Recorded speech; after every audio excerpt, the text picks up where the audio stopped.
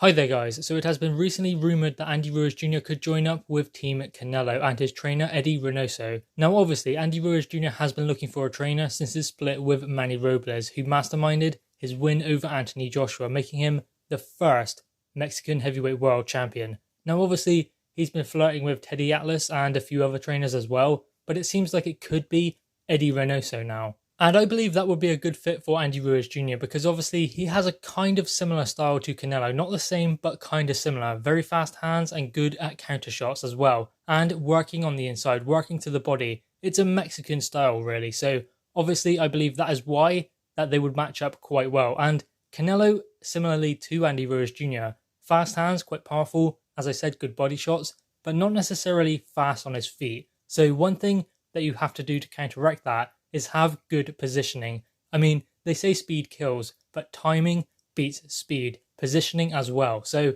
ultimately what Andy Ruiz Jr. needs to do is work on his positioning because he has fast hands, but that is completely futile unless he can get into range and judge that distance to land those shots. And I mean, he's not the biggest one-punch fighter. He needs accumulation of punches, because I know he hurt Anthony Joshua with one big punch, one big hook, but it was ultimately the speed that started to bother Anthony Joshua, because that one big punch wasn't enough to knock Anthony Joshua out. It was enough to knock him down, but it wasn't enough to knock him out. And not just one big shot was enough to finish Anthony Joshua off, so he needed an accumulation of punches, and it was those accumulation of punches and the speed of Andy Ruiz Jr. that started to bother Anthony Joshua and was part and parcel to the reason why Anthony Joshua could not recover. Because imagine against Vladimir Klitschko, one big shot put Anthony Joshua down.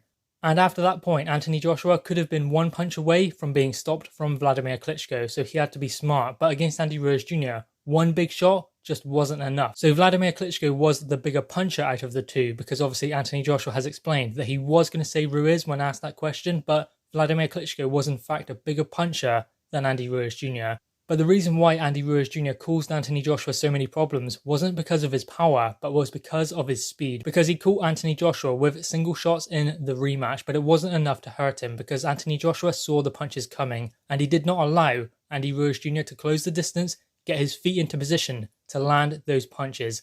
And again, it would have been a combination of punches, not just one big shot that he was loading up with, like a Vladimir Klitschko would go for. So obviously the speed of Andy Ruiz Jr. is something that he is very good at, especially considering the size of him, but his feet are slower. And I mean, if he was lighter, yes, he would have faster feet, but I don't think he's going to have the fastest of feet anyway, because he is a big guy. He's about 6 foot, 6'1", so he does carry a lot of weight considering the dimensions he is naturally at. So ultimately, he's always going to have slower feet, but he does have that hand speed, and also he throws good combinations as well. And that is similar to Canelo. He's got good footwork, but he's not fast on his feet. Not like say, Floyd Mayweather, Amir Khan, those kind of fighters who are really quick on their feet. Like, say, Lomachenko as well. Very quick on his feet, but also has brilliant positioning and brilliant footwork. Because having good footwork and fast footwork is two completely different things. Because you have fast footwork that allows you to navigate the ring quite quickly and move in and out of range, jump from attack to defense to attack again, and use angles, come around the ring quite quickly, and use check hooks. Those are the kind of things you can do if you have really fast feet, because that means you do not get caught coming in and get countered. That is what you can do. Whereas if you have good footwork, good positioning as well, then you can navigate yourself into range, out of range, and judge distance. Make sure that you don't stay where you punch, and make sure you don't stay where you are getting countered. So that means throw a couple of shots and then adjust your feet. And it's not like if you were the one who had fast feet who would throw a couple of shots then bounce off to the side and create angles really quickly. It's about throwing a few shots then coming off at an angle, not necessarily about being very fast at it, but ultimately you have that kind of positioning and good footwork. You understand it, that you can create those angles and don't stay where you punch, where you can be countered. So obviously Canelo is someone who falls under the good footwork, not necessarily fast footwork, but he does have good footwork. He has good positioning as well. And that is something that Andy Ruiz Jr.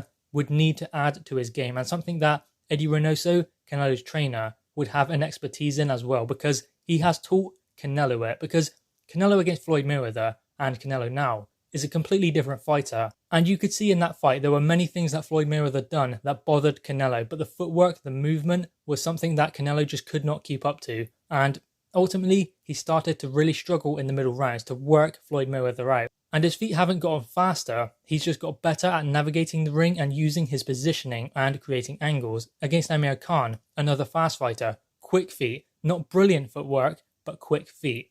Good movement as well. So what did Canelo do? He broke him down slowly. He used his positioning. He cut off the ring and used his footwork to get in and out of range. And he slowly broke Amir Khan down because Amir Khan looked like he was outboxing Canelo, but towards the stoppage, Canelo was actually outboxing Amir Khan. He was making him do certain things that he wanted to do. And he positioned Amir Khan perfectly to where he needed him to get that knockout punch. And that is what happened.